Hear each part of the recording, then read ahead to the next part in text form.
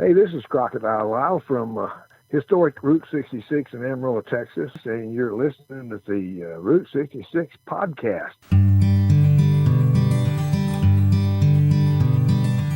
Route 66, Route 66, right along with the Route 66 podcast. For talks with people living and working along the Mother Road. The main street of America, from Chicago to LA, bore a heavy, heavy load. Route 66, Route 66. Sometimes historical paths aren't discovered until they're lost. Right along with the Route 66 podcast.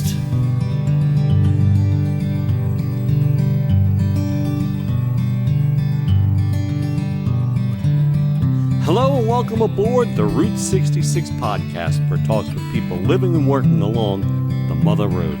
I'm your host, Anthony Arno, and I'd like to thank you for joining us here today on our journey.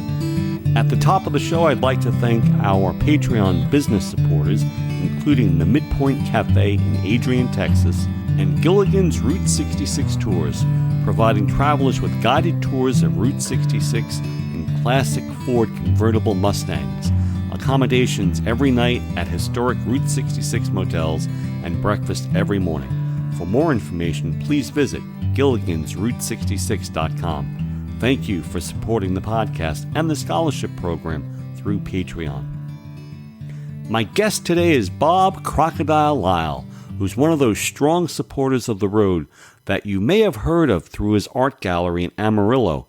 You know, he's the one who makes the jewelry with the painted chips from the Cadillac Ranch. Well, most of my listeners probably have heard of him, but what I didn't know was his dedication to both the scouting program that began when he was a scout himself and his earlier career as a car salesman. Yep, that Bob Lyle. He was a car salesman most of his life, and he's going to talk about it on today's show.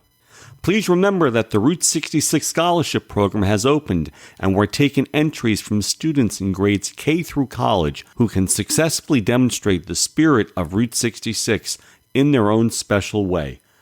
Whether it be artwork, crafts, music, theater, photography, personal interviews with those recollecting the earlier days on 66, or a multimedia presentation. The college award alone is $500. Students are encouraged to listen to past episodes of the podcast for ideas and topics that may be of interest to them as a starting point. Students do not need to live along the Mother Road, but simply have an interest in promoting and preserving America's most celebrated highway. I'd like to thank my very special group of growing Patreon supporters who are not only supporting this podcast, but also the scholarship program as well. And they include Beth Busutil from Florida, Jim Crabtree from California, Mike Fort, Route 66 author and photographer Shellee Graham, who was also my guest on episode number 10, where she talks about her book, Tales from the Coral Court Motel, Kristin Haakenson from Washington State, Rich Havlik, Minnesota, Maureen Holt, Arizona, Mary Nicholson from Pennsylvania, Brian Sawyer from Indiana, and a special hello in the United Kingdom to Charlie Beaton. I invite you to consider becoming a Patreon supporter, where we have several levels starting at just $1 per month. If you're able to pledge just $5 per month, you'll receive a washable Route 66 face mask in addition to unreleased content from the podcast. Last month, my supporters at this level received additional footage of my guest Roman Rich talking about how he became president of the Missouri Route 66 Association, why he had to remove a customized Route 66 shield he painted on the roadway outside of Gary Turner's station, and his thoughts on the closing of the Eat Right Diner in St. Louis. For those who can pledge $10 a month, they'll also receive voting rights in the annual Route 66 Scholarship Program and also enter to win Route 66 related material in our monthly drawing. And the winner this month is Brian Sawyer from Indiana, who has won a Route 66 wall calendar. Congratulations, Brian. We also have a business level for mention of your business along the road, which you heard at the very beginning of the show. And thank you to both the Midpoint Cafe in Texas and Gilligan's Route 66 Tours. If you're a monthly Patreon member between now and April 30th, we're going to send one lucky winner a copy of the Road Cruise CD, Songs from the Mother Road. It's a collection of all songs covering Route 66, and you may remember I had Joe Loesch right here on episode number 14. Listener feedback. Today I want to share with you listener feedback in response to the question, what is your favorite version of the song Route 66? Well, it's very apparent that everyone's favorite version is, of course, the original one as sung by Nat King Cole. In fact, I couldn't find one listener who readily admitted that they had a different version as their favorite. However, Jim Asher from Virginia writes that he was amazed at all the different versions of the song, from the Glenn Frey version to the Manhattan Transfer version. Jim was surprised in one version he heard Route 66 as opposed to Route 66. Jim is a new listener here on the show, and later this summer he's planning his 65 to 66 tour on the road to celebrate his 65th birthday. He has a detailed itinerary that he sent me, and he wanted to know some of my recommendations. Well, Jim, just listening to the past episodes from there, and you can make a list of what you'd like to see. What's more important to you, to see some of the historic landmarks and buildings, or the people who have appeared on the show, or simply being open to discovering new people along your journey? I mean, after listening to today's show, how can you drive through Amarillo and not visit historic Main Street, where Croc has his art gallery, and all the other neat shops along 6th Avenue? Yeah, I mean, there's more to Amarillo than just the Cadillac Ranch and the Big Texan. And you know what? When you travel down 6th Avenue, you'll see a whole new Texas, unlike Houston, Dallas, and San Antonio. My best advice to you, Jim, is just travel the road with an open mind, no specific agenda, but be open to whatever discoveries are about to be made, not only with the locals along the road, but with other roadies out there as well. I'll have a link to Jim's website and his itinerary that is currently a work in progress on our website at route66podcast.com. And if you know me, my favorite version, after the original one of course, is the Depeche Mode dance version that came out in the 1980s when I was a college student. Now at that time, I was into long-distance biking, and I can remember getting excited when I'd hear a popular 80s song such as On the Road Again or Road to Nowhere. Now, the highway was decommissioned back in '84, and that was the year I bicycled across America. But I really didn't know too much about 66, where it began or whether it was being decommissioned or not. I was more aware, though, I do remember, of both Highway 6 and 30, which were a key part of my bike ride across America that summer. For this month, let's make the topic your favorite Route 66 museum along the road. Now, depending how you classify a museum, there are at least a dozen standalone buildings along the route that celebrate Route 66, and of course, many more pop-up types in local libraries, town halls, hotels, and the like. What's your favorite Route 66 museum? I'll be giving away a free Route 66 washable face mask to a random podcast listener who shares with us their favorite Route 66 museum to visit. Either send it to me at our website, route66podcast.com, or record a short 30-second message. Simply visit the Route 66 podcast webpage and click Send Voicemail tab on the right side of the page where you see the microphone. Good luck. And now here's the trivia question for today's show. On the last episode, I featured Roman Rich, who's the president of the Missouri Route 66 Association, the man behind many of the shields you see painted on the road. Here's the question. What is Roman Rich's most popular Route 66 video that's well on its way to receiving 1 million views? The answer after today's show.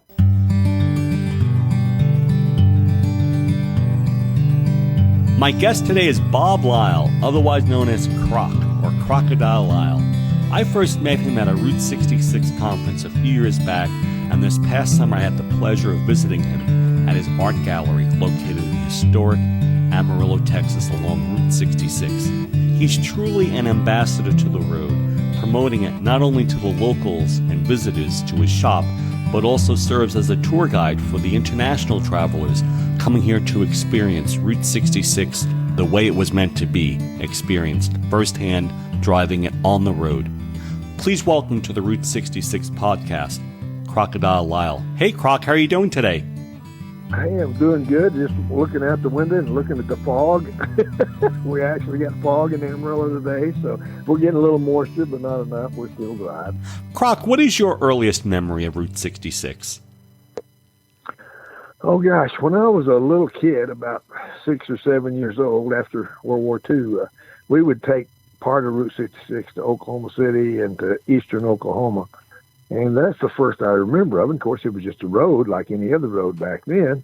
And then in 1961, I took Route 66 to California. But in 1996, Harley Owners Group came out with a tour of Route 66. And I told Cheryl, my other better half, I said, we're going to do this. And we did. And we fell in love with the old road and the people on it. And we've been doing it ever since.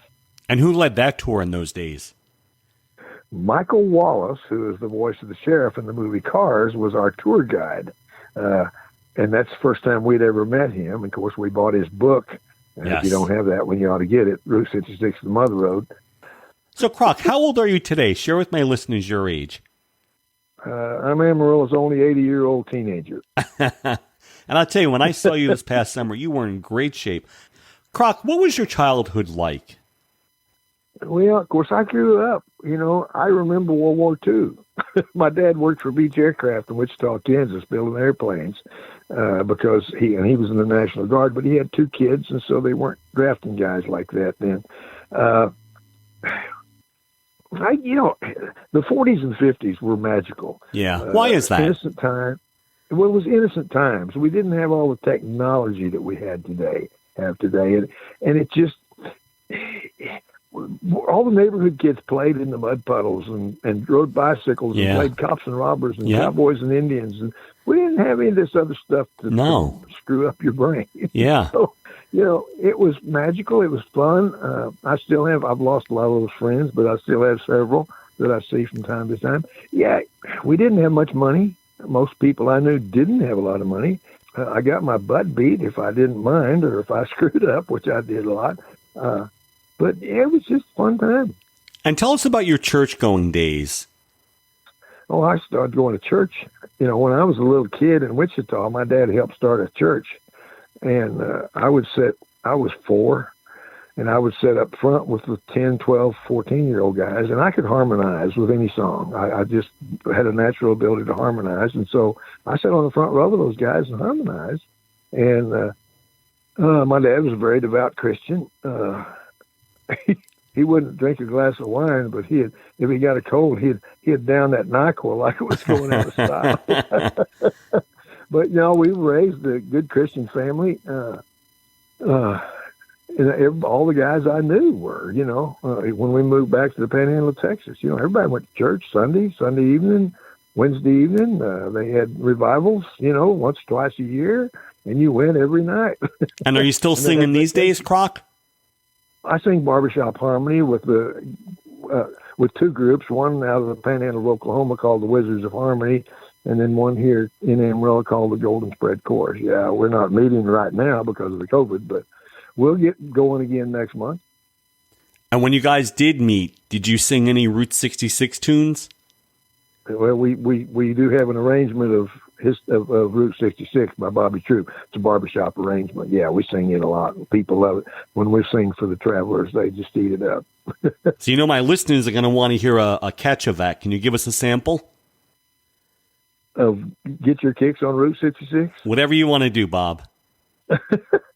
Well, if you ever plan to motor west, travel my way, take the highway, that's the best. Get your kicks on Route 66. Very good. Thank you. Now, Bob, most of your career was not in the art business. Tell us what your career was for 30, 35 plus years. Well, I started out in sales when I was a little kid. I raised a garden, and I'd take my vegetables up and down the street selling them to the neighbors. I also had 2 paper routes because I was growing up doing sales. And so during college, I got a job selling cookware and china and crystal to single working girls.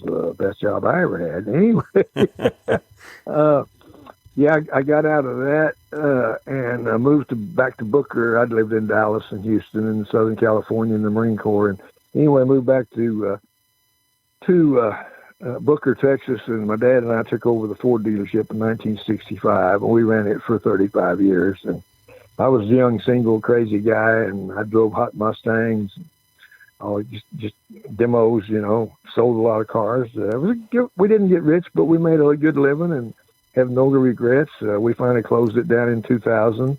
Ford Motor Company closed 500 Ford dealerships in the year 2000 because small dealers just couldn't make enough to pay for everything. Yeah. So I started painting, taking art lessons in 1968. And always kind of wanted to have an art gallery. Well, I had one in my home back in the 70s, and so I moved to Amarillo, and I opened up an art gallery, and I've had an art gallery in Amarillo since 2009. So what college did you attend, and what was your major in college? I attended Abilene Christian College before it was Abilene Christian University, and then I went to college. Didn't fit me. I just couldn't do it. I went to Oklahoma Christian College, and I went to Central State College in Edmond, Oklahoma. Just couldn't do it. I just didn't have what it took to do college. I wasn't college material. And in 1968, I met a man by the name of Dord Fitz. In 67, actually, the fall of 67, and I started taking art lessons from him. Took lessons from him for 21 years till he passed away in 89. Croc, you served as a veteran, is that correct? Yeah, I was in the Marine Corps. Oh, well, thank you for your service. Well, you're very welcome. I got out before it hit the fan in Vietnam, so I didn't see combat, but I lost several good friends over there. And then I know you've been very active in scouting. Me, as a youngster, I was an Eagle Scout. I am an Eagle Scout, and scouting's been a major part of my life. Tell us a little bit about your scouting background and your experiences. Well, I joined the Cub Scouts when I was 9 because they didn't have it there in Booker when I was 8. and then when I was 11, used to be right before my time, you had to be 12 to get in Boy Scouts. And then right before I got in, it changed to 11. Yeah, I got my Eagle in 55. Wow.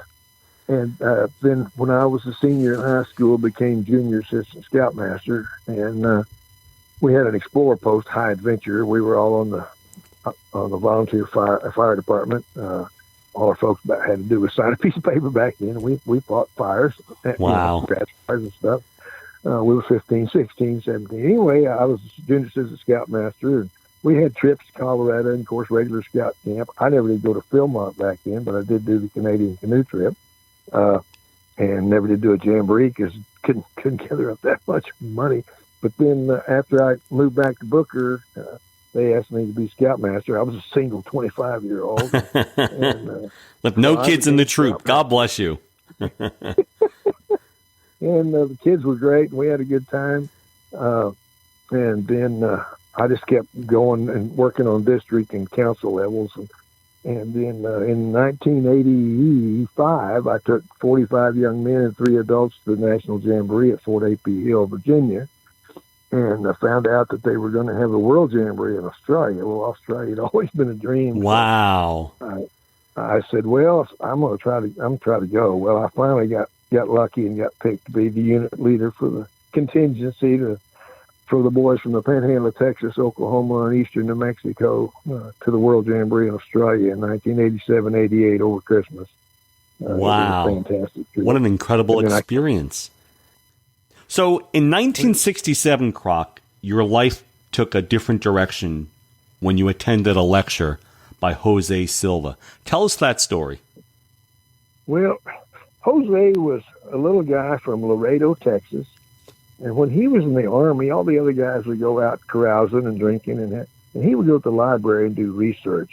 He studied Eastern religion and Eastern philosophy, and he learned about a lot of things about the mind. And so he started teaching his children how to be clairvoyant, how to get information that you need, because everything's up there. If you know how to tune a radio to a frequency, you can pick up any kind of talk or music you want. Well, you can do the same thing with the brain, with the mind, if you tune into the right frequencies. And then at that lecture, you went outside for a smoke, and tell us who Ford Fitz was at the time. Well, I walked outside for a smoke. That's back when I smoked.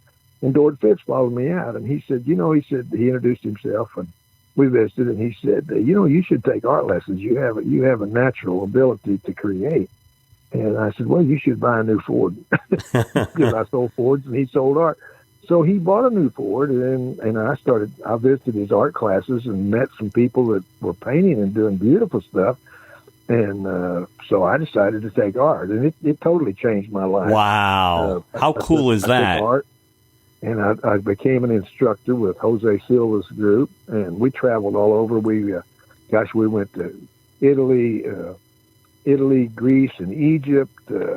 We went to San Francisco and L.A. and Denver. And so, as a youngster, Croc, did you have any interest in art? Oh, I liked it. I didn't know I had any talent. I would draw, but I wasn't a great drawer. I'm still not a great drawer. But I would draw stuff, all the time.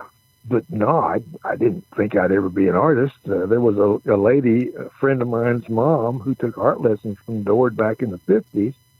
And I was 15, 16 years old. Well, sports, girls, cars, that all took all my interest. And she kept trying to get me to take art lessons. She said, you should take art lessons with me. Well, I wish I had of now, but I was just a goofy kid in the 50s. So, Croc, in your art gallery in the early days, were you selling mostly commission pieces or pieces that you created? I wasn't selling anything. Well, how did things turn around for you then after those first 2 years? Well, I started doing the prints. Route 66, I call them X-rays. They're superimposed images. I did the generic one, and Michael Wallace bought the first one in 2005. And he said, Croc, you need to do all 8 states. Well, I've got 4 of them done. I'm getting ready to go to work on Illinois, Missouri, Kansas, and California, because I've got to get them done, because I've got people that collect them. That's why I sell a lot of my prints. They're not real expensive. I sell a piece of original art once in a while, very seldom, but I sell prints. But what I started doing mosaics. I was out at the Cadillac Ranch with Cheryl's grandkids and found all these pieces of paint laying on the ground. And I said, I found an old plastic bag hung on a weed, and I told Cheryl, I said, I don't know what I'm going to do with this stuff. I'm going to do something with it. I started doing mosaics. I would paint a landscape and then after I finished the landscape, draw off the shapes of a couple of 3 Cadillacs sticking in the ground, and I would glue those peoples on with modeling paste. Wow. And seal them. And I've done 26 of those. I've sold 25, so I'm going to do some more one of these days. And they start at $6.95 and go up, so that helps. But what pays the bills is my Cadilite jewelry. So before we even go into that, tell my listeners a little bit about the history of the Cadillac Ranch in Amarillo, in case they're not familiar with it. Well, there was a multimillionaire by the name of Stanley Marsh III. He inherited a bunch of oil wells, and he owned Channel 7 TV here and a bunch of other stuff. And he was always doing crazy stuff art-wise. He loved art, but he was always pushing the envelope. And he hired the Ant Farm, which was a group of artists out of San Francisco, to do this project. And they came up with Cadillac Ranch. And what they did was they stuck 10 Cadillacs in the ground out west of town on the same angle as the Great Pyramid. The years were from 49 to 63. Now, a lot of people will tell you those were new cars, or they were derelict. Some of them they got out of salvage yards. Some of them they got out of people's backyards. Some of them they just bought from a used car dealer. Some of them ran, some of them didn't. But they started that project in 1972. It took them 2 years. They didn't finish it till 1974. Well, it was out by Hope Road, and then in the early 90s, the city was moving out there, so they picked them up, dug them up, and moved them out another mile or so, just past, just this side of Arnott Road. Anyway, over 1 million people a year stop at Cadillac Ranch to see the Convention Visitors Council did a survey. They estimate 1.3 million people a year, and most of them spray paint graffiti on the cars. Well, paint gets 8, 10, 12 inches thick. And we were out there with the grandkids, and I saw this paint laying on the ground, and I got an old plastic bag hung on a weed, and I told my wife, I said, I'm going to do something with this paint. So I brought it home, and I thought, well, what am I going to do with this stuff? So I painted a landscape on a hardboard, not on canvas, and painted it with the fence row and the high lines and all this stuff, and put some clouds in the sky. And I put 3 Cadillacs. Well, I know the first one was just one Cadillac made out of the pieces of paint in the shape of a Cadillac sticking in the ground. I think that's in the Czech Republic now. Anyway, wow. I've done 26 of those and sold 25, and I've got to do some more, because I did one with the whole state of Texas. It was 18 by 18, and it was a beautiful piece. I did one for the Marine test pilots for the S-22 Ospreys here, for their CEO for a going away present. It was 18 by 24, and it had 3 Cadillacs in the ground with an Osprey coming at you in a sunset motif. So one of these days I got to do some more of that kind of stuff, but it pays the bills. I sell it all over the world. So when the Cadillac Ranch opened from day one, was inviting people to spray paint the cars a thing in those days too? No. So how did that begin? That didn't happen until they moved it. I think somebody did it, and Stanley Marsh says, "Oh, what the heck?" It's probably the only thing holding those cars together today. Well, you said 18 inches of paint that thick. It's incredible. Well, 8 to 10. Yeah. Oh, I'm sorry. You said 8 to 10 inches of paint, and then now you've moved into the jewelry portion of art. Tell us about that. Well, about 6 years ago, I was on the internet one day, and I saw Fordite, Fordite. And I thought, what in the world is that? Well, some guy went up into the old Ford paint plant on the River Rouge in Detroit, and where they used to hand spray all the panels for the cars, the good lacquer enamel built up 10, 12, 14 inches thick, overspray, and he got all that out of there and started making jewelry. Now, that had been done back in the 50s, but not commercially.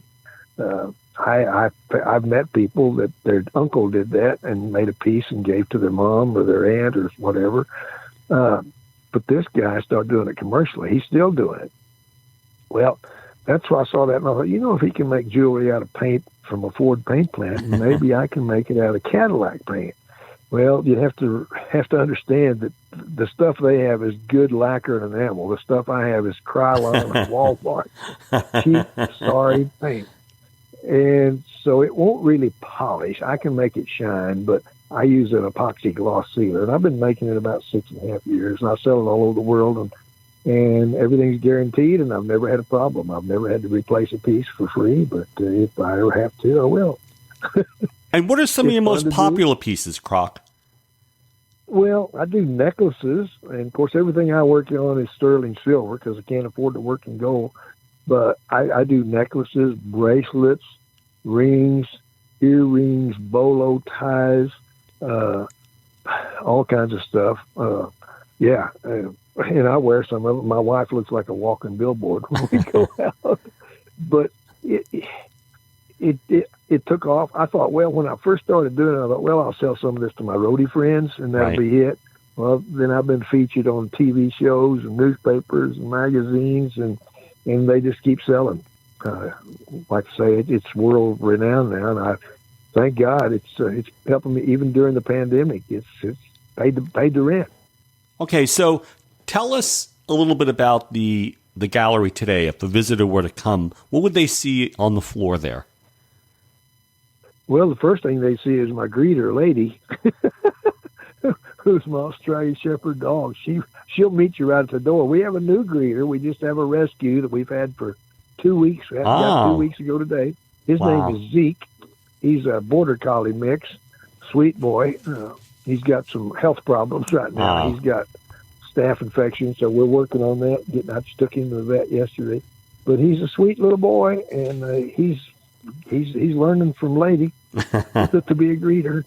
But then the first thing you see when you walk in the door is my mosaics of Cadillac Ranch, and then of course the big sign, Jackrabbit Trading Post, 532 miles, yellow sign, and then to the left will be Pete Morris's watercolor prints. If you haven't seen Pete Morris, he's a fantastic watercolor artist from Temple City, California. Amazing guy. So, Croc, give us a sales pitch for a Route 66 type piece that's been in the gallery and you just want to move it out the door. Well, what I sell a lot of is my prints. I do a limited edition of 66 signed and numbered on canvas. They're 16 by 20, and one of them is 18 by 24, the generic one. And I'll give you a pitch on that. I mean, look at all the stuff that's in here. You've got the Blue Swallow from the Blue Swallow Motel. You've got TP Curios. You got the Blue Whale from Catoosa. You got the mountains of California. You got the mesas of New Mexico. You've got the Ranch Kitchen Cowboy. You've got the Fat Man from Santa Rosa. You got all this other stuff from all these other states. You got Cadillacs in there from Cadillac Ranch. These are all superimposed images, and there's only 66 of them. So once 66 sign a number to go, that's done. Right. And I do have people that collect all of them, and that's why I've got to get the other 4 states finished. Now, do you ship prints for travelers visiting the road? Oh yeah, we mail them. I've mailed them all over the world. Well, yeah, they're on canvas, and so we just roll them up and put them in a mailer tube and send them to them. Now, when I was there this past summer, tell us the story about the piece that your son drew, or you drew for your son. Oh, it's called. My 49-year-old son. When he was 2.5 years old, he listened to Pink Floyd every day. Right. Yes. He loved Pink Floyd. So he listened to it. I finally had to give him earphones because he played it so loud. So I said, John, turn it down. And he just loved it. Anyway, so one night about 10:30 back in 1973, it was December. I was sitting in my art studio at home painting, and he come crawling down the stairs. He was 2.5, and he crawled up my lap, and I said, John, you're supposed to be in bed. And he looked up at me, and he said, Daddy, would you paint me a purple moon? So I took him back up and put him in bed, and I painted him a purple moon. It's called Dark Side of the Moon. And it's a beautiful abstract. I did it in about 2.5 hours. It's 20 by 24 inches, and I've sold a few. I only did a limited edition of 20. He has the original in Dallas, but I did a limited edition of 20, and so I've still got a few of those left. They're only 189. So as if running an art gallery wasn't a full-time job, you're also a Route 66 ambassador and a tour guide. Tell us about the tours that you lead during normal times along the road. Well, I got hooked up about 6 years ago with Sam Murray. Sam's a fantastic human being out of New Zealand. He has a hotel and restaurant down there that he runs, and he's married and got 2 kids. And Sam hooked up with me about 6 or 7 years ago and asked me to do a tour. I said, sure. So he flew me to Chicago, and we spent 3 weeks on Route 66 with a bunch of Kiwis and Aussies. And being a tour guide is very, very hard work. Yes, it's fun, but after 3 weeks, you come home and all you want to do is sleep. Just because you're up late and up early. It's hard work, but it's very rewarding and very fun. And whether these people are 25 or 85, they're like little wide-eyed kids, and right. They're having a ball. Sam does the best tour, bar none, of anybody in the world. I know most of the tour guides, and they all do a pretty good job. But Sam's done his homework, and he just does a fantastic job. He's a wonderful guy. we have a lot of fun. We tease and kid, and he's a lot younger than I am. He was a race car over the road race car driver for many years in New Zealand, and he even raced up here in America several times. It's just one of those guys that just to watch his driving, you think, my God, how do you guys do that? But he's an amazing guy. And he's done it. We have a GPS. Each couple drives a Mustang convertible, rental Mustang, and we have a GPS that takes you right down 66. A lot of people I don't see all day long. Some of them are ahead of me, some are behind me. Some of them we meet for lunch, and we get together at night and talk about the day and what we're going to do tomorrow. And, I tell them, don't miss this and don't miss that. It's just a fun time. It's hard, but it's hard for me, but it's a fun time. Also, I'm doing a Route 66 motorcycle tour with David Wickline. He's the author of Images of 66. Doing a motorcycle tour this June and July with him, Chicago to Santa Monica. It's only 14 days, but we're doing it. And how large are those groups, whether it be with Sam or David? Well, Sam, we try to hold it to about 16, 17 couples. If you get too many, you lose. You lose their attention. David, I think he's going to hold it to about 20 motorcycles and maybe 3 or 4 cars. And for people residing here in the States, are they able to participate in a tour like that, either on bikes or Mustangs? Sure. Yeah. David, that's who we're shooting for this year is the domestics. I don't know how many we've got booked up. We got several right now. Sam, we'll adjust the cost. You can drive your own car. Oh, okay. And we'll rent you a Mustang convertible, and of course you got to get to Chicago and back from L.A. But yeah, Sam and I work with anybody. We don't get a lot of domestics, but that may change. Yeah, with the current condition. Right. And what does the package include? It includes the transportation. It includes the vehicle if you want, and all the motels and several meals and a party in Chicago, big dinner party in Chicago, and a big dinner party. That must be some party. Yeah. Very cool. Oh, it is in L.A. And then there's several, like when we stay at the Munger Moss. All the meals are not included, but some of them are. We'll have pizza brought in at the Munger Moss, and Sam sets up a full bar when we have those. We do the same thing at the Blue Swallow in Tucumcari. So you mentioned the Munger Moss and the Blue Swallow, 2 staple motels along the route. Any definite must stops along those tours that you definitely have to experience? Well, you got an hour. There's so many places that you just got to stop at.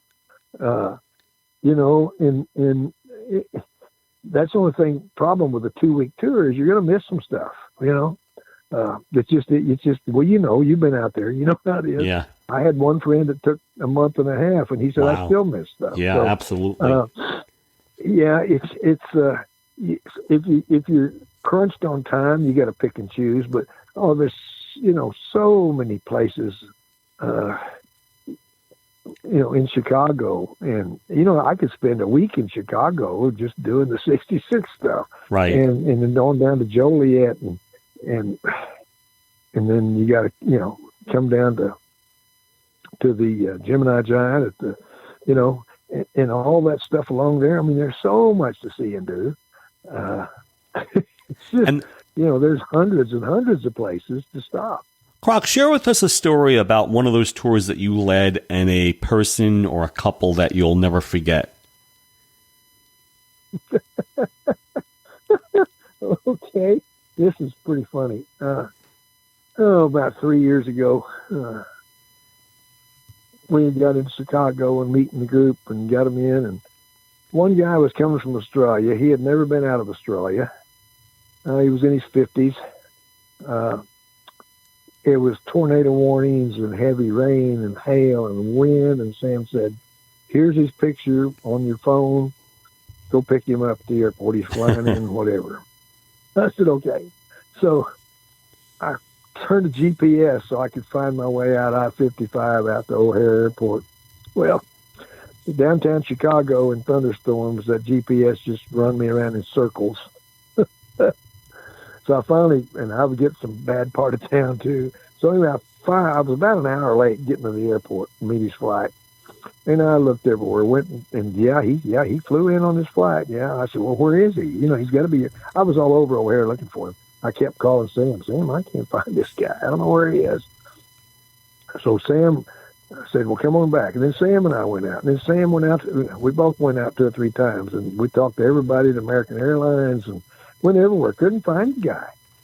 And he had a phone, and he had our phone number, and he knew the hotel we were staying in. But he never did show up. So Sam says, what am I going to do? Well, he had his son's phone number in Australia, and Sam kept calling him. He said, man, I don't know. Well, what the guy had spent the night. They have cots for people that get stranded on O'Hare. And he slept on a cot, and the next morning he got on a plane and went back to Australia. Really? Yeah. Wow. So his son said, what are you doing, Dad? We think, he said, well, I didn't know what to do. He said, well, you could have called. Well, I didn't think. Anyway, so they put him back on a plane and sent him back. And Sam said, well, don't send him back to Chicago because we're leaving.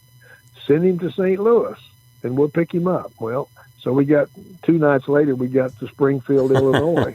Wow. And Sam said, you got to go down to St. Louis, the airport, and pick this guy up, and don't miss him this time.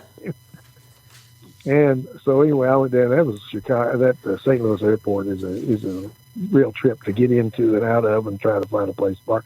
Anyway, I finally met him. His name was Don. He's a great guy. He's a customer of mine, in fact. Anyway, Sam said he's not quite with it, so you're going to have to drive him the first day or two because we're trying to acclimate him. So I drove him the first day and taught him this and don't turn left into the left-hand lane and don't run stop signs and red lights and all this stuff. Well, then I had to ride with him a day, and I tell you what, I beat a hole in the floorboard with my foot. He ran stop signs and red lights and turned into the wrong lane 6 times. And, so anyway, but we finally got him acclimated, and then this is one of the reasons I'll never forget him. He said we had a GPS, but every day you have to program it for that trip. Well, we got into Clinton, Oklahoma, Elk City, Oklahoma, to spend the night. We all got together and had drinks and dinner, and well, there were 6 of them that had missed the museum in Clinton, Oklahoma, the Oklahoma Route 66 Museum. So they were going to go back the next morning. Well, he missed it, so he was going to go back and do the museum. Well, okay. So we'll see you guys on down the road. Well, we got to Amarillo that afternoon and got ready to meet for dinner. And where's Don? Nobody knows. Where is Don? Well, we don't know. Well, Sam tried to call him and couldn't get him. He didn't answer his phone. About 10:30 that night, Sam's phone rang. Sam, this is Don. Don, where are you? He said, I'm in Bonita, Oklahoma. So he had forgot to reprogram his GPS, and he got back on the interstate. He went through Oklahoma City, he went through Tulsa, and he ended up in Bonita, Oklahoma. So wow. He says, hey, turn around and help him program his GPS. Well, he didn't get in until about 3 o'clock in the morning. Wow. We ragged him about. But he's a really nice guy. He just wasn't, yeah, I just sold him a Route 66 jacket and mailed it to him here a couple weeks ago. Wow. But he wants to come back sometime, so hopefully he will. Croc, other than the Lile Art Gallery in Amarillo, what else is there in Amarillo for the Route 66 fan to see and do? Well,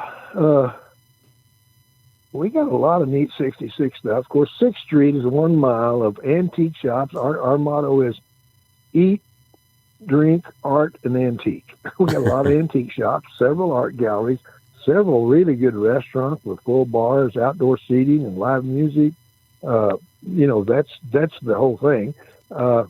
Amarillo Boulevard's neat to see. Downtown's got some neat stuff, but it's not Route 66, but there's a couple of signs in there. Most of the neon in Amarillo is gone. When I was a kid, there was neon as far as you could see out on Amarillo Boulevard, but it's all gone. I mean, there's 4 signs out there, but none of them work. So hopefully one of these days, somebody with some money will come along. 6th Street is about 1 mile of historic 66. And then, of course, east of Amarillo, you got the Bug Farm, and everybody calls it the Bug Ranch. It's 5 Volkswagens stuck in the ground in Conway. Right. They call it the ranch, but it's not. It's just a farm because there's only 5. The ranch is 10. So in relation to 6th Street, is the Cadillac Ranch near historic Route 66, or is that up closer to the interstate? Well, it's close to the interstate, and it's not actually on 66. It's just close to where old 66 was, but it's just south side of the interstate, about 3 miles west of my art gallery. And how are you surviving with the current pandemic for both the tourism and the shop?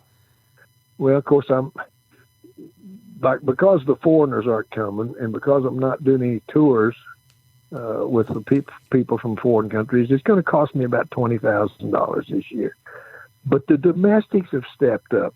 People from all over were traveling 66 this summer and fall. Started in June. People from Michigan and Minnesota and New Jersey and Florida and Georgia and Arkansas.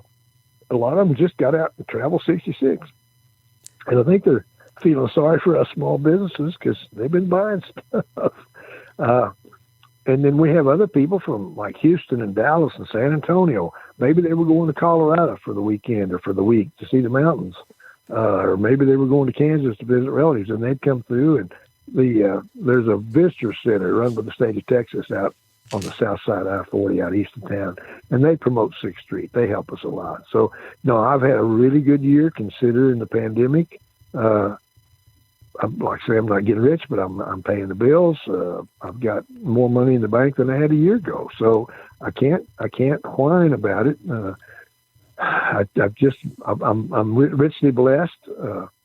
Some people aren't doing as good as I've been doing. I worry about the Midpoint Cafe and Adrian and my buddy Gar from the TP Curios. We're all been struggling, but I'm probably in better shape than most small places.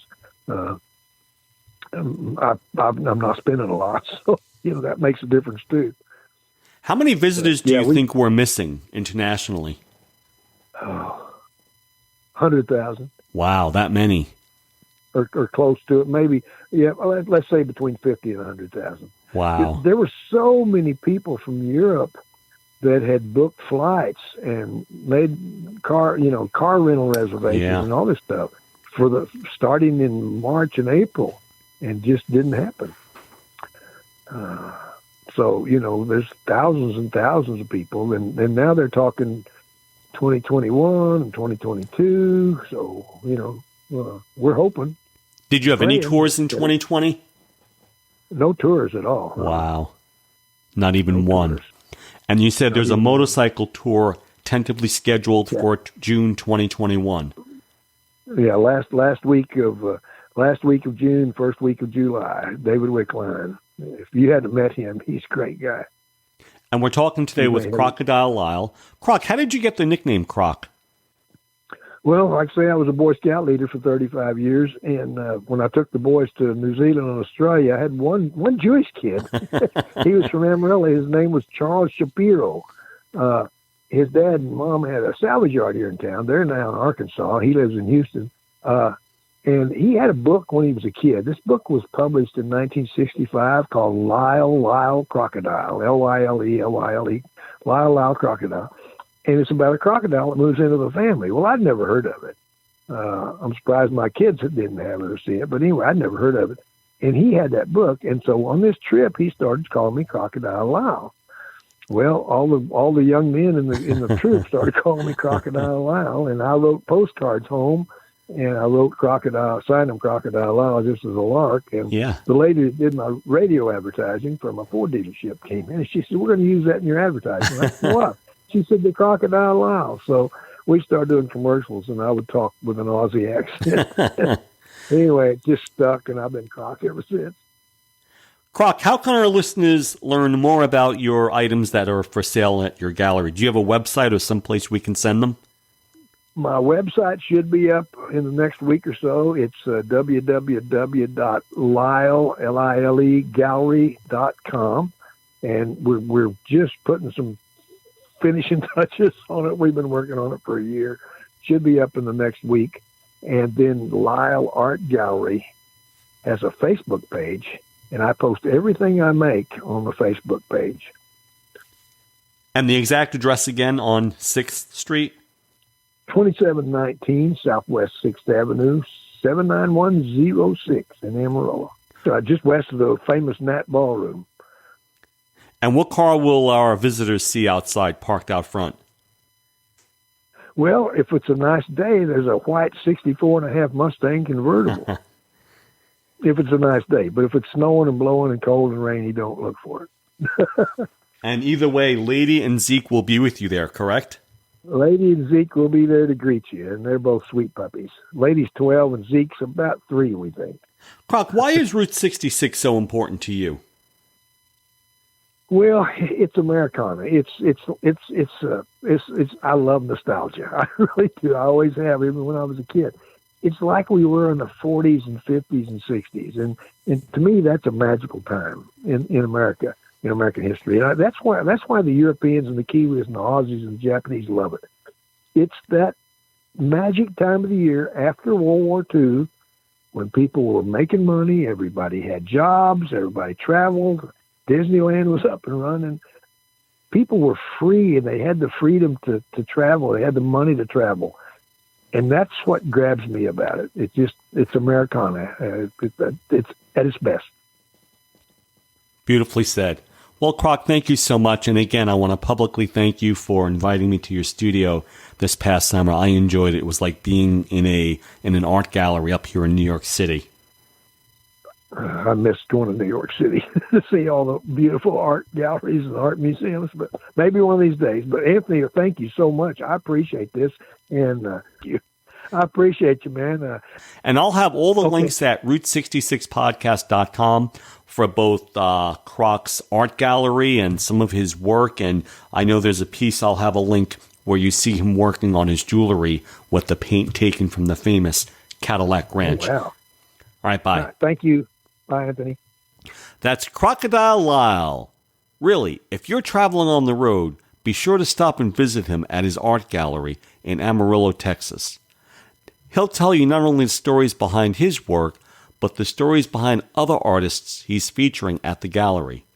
Please check the show notes page for many of the links mentioned during the show, from Croc's art and jewelry collection that are for sale to the Cadillac Ranch there in Amarillo. I encourage you to become a Patreon supporter, and maybe you can win a copy of the Road Cruise CD, Songs from the Mother Road, for the current month. Complete details are at route66podcast.com. And now the trivia question for today's show. On the last episode, I featured Roman Rich, who's the president of the Route 66 Missouri Association, the man behind the many shields you see painted on the road. So here's the question. What is Roman Rich's most popular Route 66 video that's well on its way to receiving 1 million views? The current count is about 800,000. Most Amazing Views of Route 66, an aerial documentary. And he features almost an hour's worth of footage of nothing but aerial footage from his drone of every Route 66 place you can imagine between Chicago and Santa Monica. Next time on the show, we're launching a 3-part series featuring the beginning, middle, and end of our beloved highway. And here's a clip for you to hear. Every road has a beginning, middle, and an end. Even Route 66. Introducing a 3-part series featuring the beginning, middle, and end of America's most celebrated highway, Route 66. The beginning with David Clark of Windy City Tours, Chicago, Illinois. There's a begin sign at the corner of 2 streets, Adams Street and Michigan Avenue. And so travelers from all over the world come to Chicago to take their picture underneath the begin sign at Adams and Michigan. Most of them do not know, that was not ever the beginning of the highway right there at that corner. The official beginning was 1 block south at Michigan Avenue and Jacksonville. The beginning was always on Jackson, either at Michigan or at Lakeshore Drive. But I did some digging into why they put the begin sign at Adams. And if they had placed such a begin sign out on Lakeshore Drive, where it really should belong these days, that would mean people would be stopping in the middle of a very busy highway to take their pictures underneath that sign, and traffic would not stop for them. So it's at Adams in Michigan, mainly because that's a safer place for tourists to pull over. The Middle with Brenda Hammett, owner of the Midpoint Cafe in Adrian, Texas. But as far as the beginning of it, Joanne Harwell's grandmother was showing her how to make pie crust, and hers didn't come out quite as pretty as her grandmother's, and so she called it the ugly crust pie. Last year we went through over 1,500 pies. The coconut is probably the best seller, but we have chocolate peanut butter, our Elvis, which is chocolate peanut butter and banana. We have a pecan, apple, and Tennessee whiskey chocolate pecan, but they all sell good, but I think our coconut is probably the best seller. Tell our listeners about the most popular sign in that town. That sign right there probably brings us in more business than, we had 84 countries come in last year. That sign is like amazing. What was the reference with the Midpoint Cafe and the movie Cars? It is the VA Cafe, and Miss Flo is actually Miss Fran. And the two Miata twins are the two waitresses that worked here at the time, which is Christina and Mary Lou. But you know what? I think that every person that walks through that door that is traveling Route 66 is special. The End with Dan Wright, owner of 66 to Cali souvenir shop on the Santa Monica Pier. Now, you should know the pier has never actually been the official end. It's always been the traditional end. Many people never went to the official end. They saw the ocean and they just traveled 2,500 miles. So they would continue down to that intersection. From there, they could see the pier. Now, if you've just driven 2,500 miles and you have the opportunity to drive onto the pier and put your tires over, the ocean blue, and in those days, people could drive onto the pier.